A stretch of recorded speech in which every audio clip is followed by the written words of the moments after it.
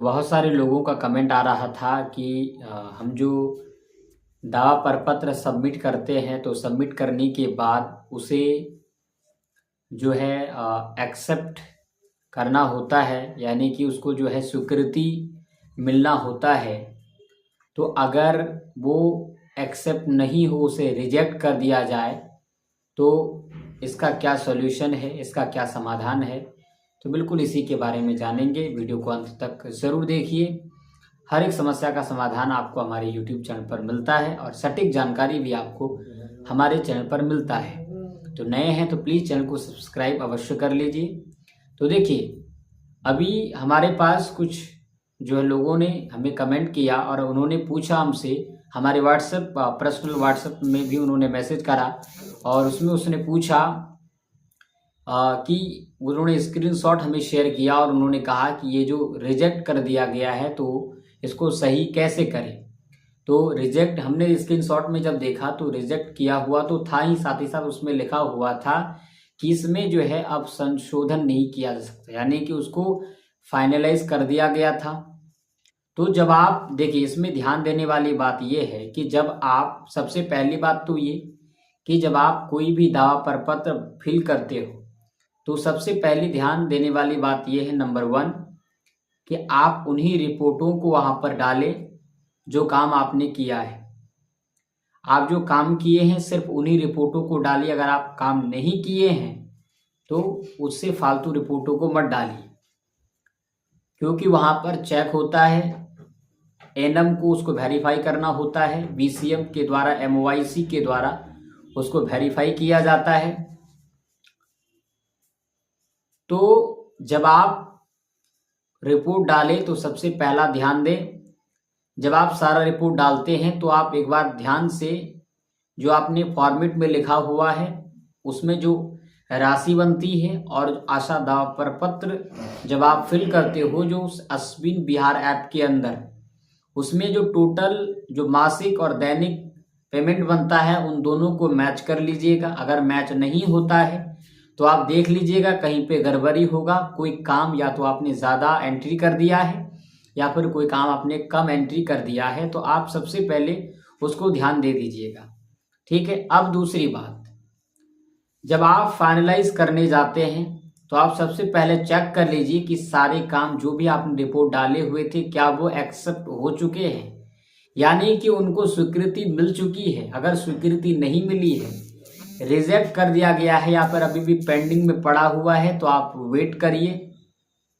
अगर पेंडिंग में पड़ा हुआ है, डेट नज़दीक आ चुका है, तो क्यों पेंडिंग में पड़ा हुआ है, आप फैसिलिटेटर से बात करिए, एनएम दीदी से बात करिए। इन दोनों से बात करके आप सबसे पता कीजिए कि आखिर वो काम आपका सही जब लोड किया हुआ है तो आखिर वो पेंडिंग में क्यों पड़ा हुआ है। सबसे पहला कारण ये पता करना है आपको। अब अगर मान के चलिए कि वो काम आपने किया है और वो पेंडिंग में पड़ा हुआ है, डेट अभी आपके पास है तो ठीक है, नहीं तो आप जो है फ़ोन करके आप डायरेक्टली एनएम से बात कर सकते हैं। अलग अलग काम के लिए अलग अलग लोग एक्सेप्ट करते हैं, तो उनसे बात करके आप उसको सबसे पहले एक्सेप्ट करवाइएगा। एक्सेप्ट करवाने के बाद ही आप उस आशा दावा प्रपत्र को जो है आप फाइनलाइज करिएगा। फाइनलाइज करने से पहले ये बात आपको ध्यान देना है, ठीक है। अगर मान के चलिए कि आप उस समय ध्यान नहीं देते हैं और उसको आप डायरेक्टली फाइनलाइज कर देते हैं और बाद में आप हमसे पूछोगे कि इसको कैसे सही करें, तो इसका कोई समाधान नहीं है। तो इसलिए मैंने आपको उपाय बताया कि जब आप रिपोर्ट डालते हैं तो सबसे पहले वही चेक कर लीजिए कि पेमेंट जो फॉर्मेट में बन रहा है क्या वही पेमेंट इसमें भी बन रहा है। मासिक और दैनिक दोनों पेमेंट आपको कैलकुलेट करना है। कैलकुलेट करने के बाद दोनों का पेमेंट सेम होना चाहिए। अगर सेम हो रहा है इसका मतलब आपका दावा प्रपत्र बिल्कुल सही है। अगर नहीं है तो आप उसको मैच करिए, सही से मिलान करिए, ठीक है। और दूसरी बात हमने कहा कि जब आप फाइनलाइज करते हैं तो आप थोड़ा ध्यान दीजिएगा कि कोई काम अगर अभी तक उसमें एक्सेप्ट नहीं किया हुआ है, यानी कि पेंडिंग में पड़ा हुआ है, तो इंतजार करिए या फिर फोन करके आप डायरेक्टली बात करके आप उसको एक्सेप्ट करवा सकते हैं। हाँ, लेकिन वो काम आपका किया हुआ होना चाहिए।